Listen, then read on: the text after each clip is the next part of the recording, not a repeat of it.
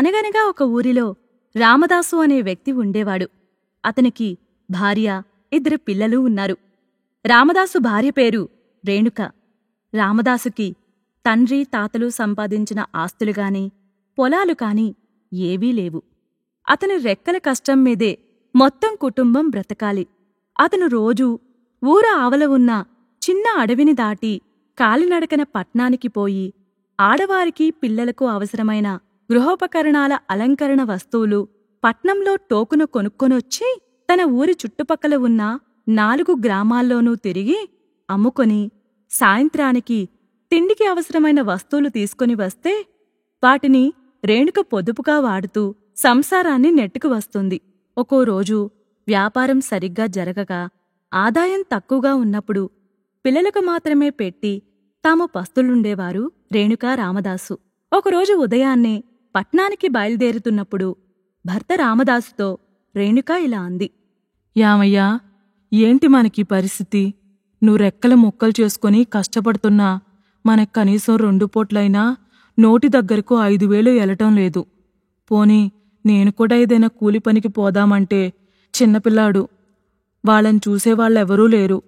మన పరిస్థితి ఎప్పటికి మెరుగుపడుతుందయ్యా? అదే నాకు అర్థం కావడం లేదు రేణుక. మనకు మా నాయనిచ్చిన గుడిసె తప్ప వేరే ఆస్తుపాస్తులు లేవు.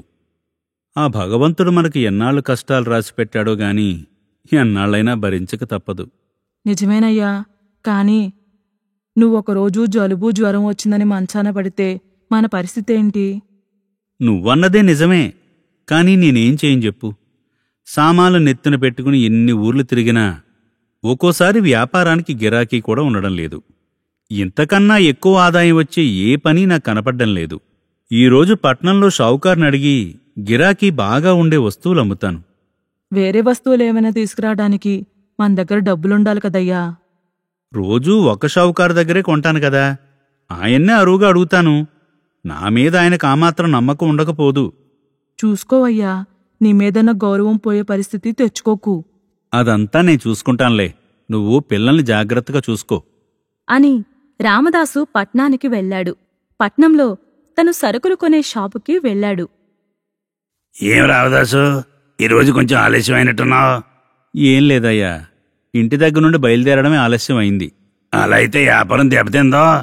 ఏం వ్యాపారం అయ్యా, ఎన్ని ఊర్లు తిరిగినా పిల్లల కడుపు నిండా తిండి పెట్టడానికి కూడా ఆదాయం రావడం లేదు. అయ్యో, అలాగా? మరెలా చేద్దామనుకుంటున్నావు? వ్యాపారం తప్ప నాకేం తెలుసయ్యా. వ్యాపారంలోని కాస్త గిరాకీ ఉండే సరుకేదైనా అమ్ముదామనుకుంటున్నానయ్యా. మంచిది. నువ్వు నిత్యం అమ్మే సామాన్లతో పాటు పిల్లల బట్టలు, ఆడవాళ్ల చీరలు వగైరా అమ్ము. మంచి లాభం మిగులుతుంది. కాని అయ్యా, మీరు చెప్పిన సరుకు తీసుకోవడానికి నా దగ్గర అంత పైకం లేదయ్యా. మీరు సరుకు అరువుగా ఇప్పిస్తే ప్రతిరోజు అమ్మింది మరుసటి రోజు ఇచ్చేస్తానయ్యా. దానికంత మోపడతావేంటి? తీసుకెళ్ళి రామదాసు, నీ నిజాయితీ మీద నాకు నమ్మకం ఉందే.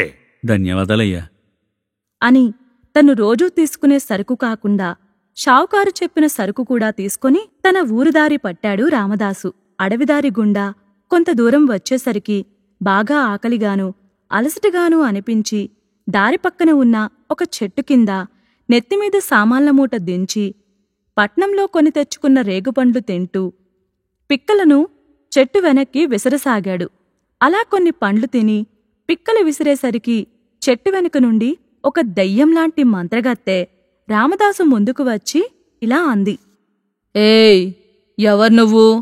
ఈ చెట్టు దగ్గర కూర్చొని వెనకాల నిద్రపోతున్న నా మీద రాళ్ళిసురుతున్నావు? నన్ను చంపేయాలని పథకం వేశావా? అయ్యో తల్లి, నువ్వెవరో నాకు తెలీదు. నువ్వు చెట్టు వెనక ఉన్నావని కూడా నేను గమనించలేదు. అయినా నేను నీ మీదకు రాళ్లేమీ విసరలేదు. వ్యాపారం కోసం పట్నం నుండి సరుకులు తెచ్చుకుంటూ కాస్త అలసటగానూ ఆకలిగానూ అనిపించడంతో కొని తెచ్చుకున్న రేగుపళ్ళు ఇక్కడ కూర్చుని తింటూ వాటి పిక్కలు మాత్రమే వెనక విసిరాను. రాళ్లు విసరలేదమ్మా. కావాలంటే చూడు, ఇవిగో రేగుపళ్ళు అని తన చేతిలోని పండ్లను చూపించాడు రామదాసు. కాని అతని మాటలు నమ్మనట్టుగా మంత్రగత్తె ఇలా అంది. నువ్వు నాకు అబద్ధాలు చెప్పాల్సిన అవసరం లేదు. నేను కూడా ఆకలితోనే చెట్టు వెనక నిద్రపోతున్నాను. నువ్వు విసిరిన రాళ్ళు వల్ల నాకు మెలకు వచ్చింది. కావాలంటే చూడు, అవిగో నువ్వు విసిరిన రాళ్ళు అనగానే చెట్టు వెనక్కి చూసిన రామదాసుకి అక్కడ పెద్ద పెద్ద రాళ్లు కనిపించాయి. అది చూసి, ఇదేంటి? నేను విసిరినవి చిన్న చిన్న రేగుపళ్ళలోని పిక్కల్ని. మరి ఇంత పెద్ద రాళ్ళు ఎక్కడ్నుంచొచ్చాయి? అదంతా నాకు తెలీదు. అనవసరం కూడా. నేను నిద్ర నుండి లేచానంటే నాకు ఆహారం పడాల్సిందే. నువ్వు నన్ను రాళ్లతో కొట్టి నిద్రలేపావు. నేను మంత్రగత్తెను. బ్రహ్మరాక్షసిగా మారి నిన్ను తిని నా ఆకలి తీర్చుకుంటాను. అయ్యో తల్లి, నువ్వు అనుకున్నదే నిజమైతే అది తెలియక చేసిన తప్పు. నన్ను మన్నించి విడిచిపెట్టు. ఇంకెప్పుడు ఈ దారిని రాను.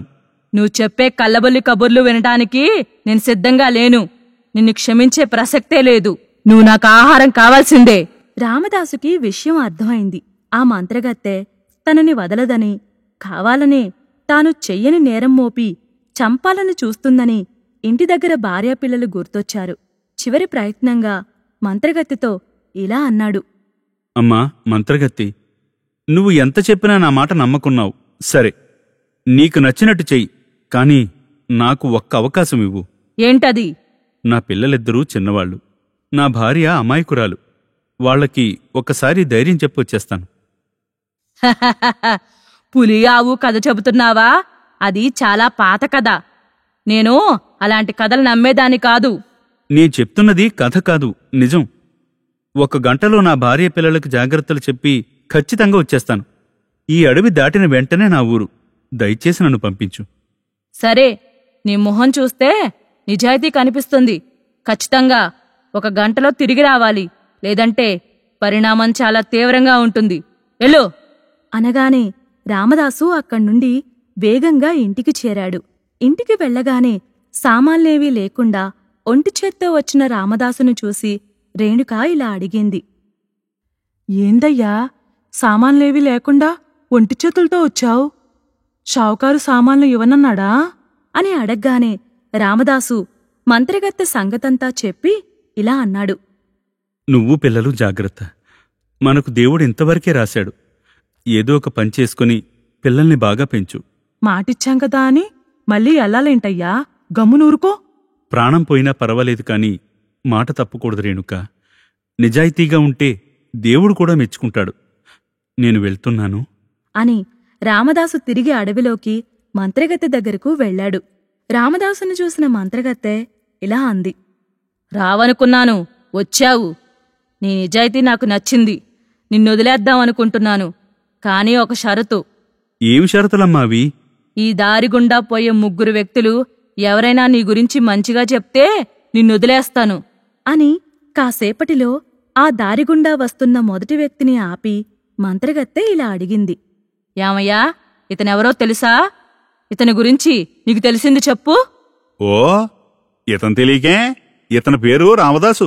చాలా మంచోడు. తనకున్నా లేకపోయినా నలుగురికి సాయం చేసే మనిషి. సరే, నువ్వెళ్ళు. ఆ వ్యక్తి వెళ్ళిపోయాడు. కాసేపటికి ఇంకో వ్యక్తి ఆ దారిన వచ్చాడు.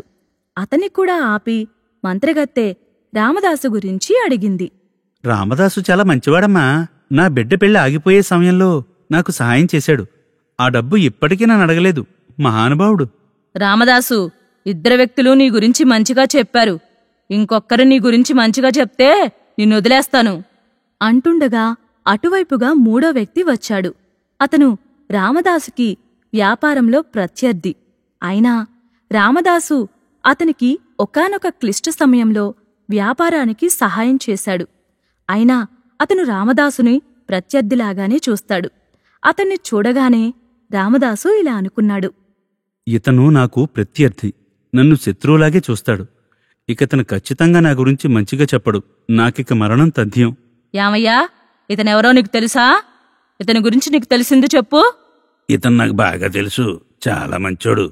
ఒకసారి నాకు వ్యాపారం విషయంలో చాలా సాయపడ్డాడు అని చెప్పిన 3వ వ్యక్తి కూడా వెళ్ళిపోయాడు. నీ గురించి 3లో ఏ ఒక్కరూ చెడుగా చెప్పలేదు. కాబట్టి నిన్ను చంపటం ధర్మం కాదు. నిన్ను వదిలేయటంతో పాటు నీకు కొంత ధనం ఇస్తున్నాను. నీ భార్యాపిల్లలతో సుఖంగా జీవించు అని మంత్రగత్తె ఒక ధనం మూట ఇచ్చి మాయమైంది. రామదాసు తన సామాన్ల మూటతో పాటు ధనం మూటను కూడా తీసుకొని ఇంటివైపు నడిచాడు.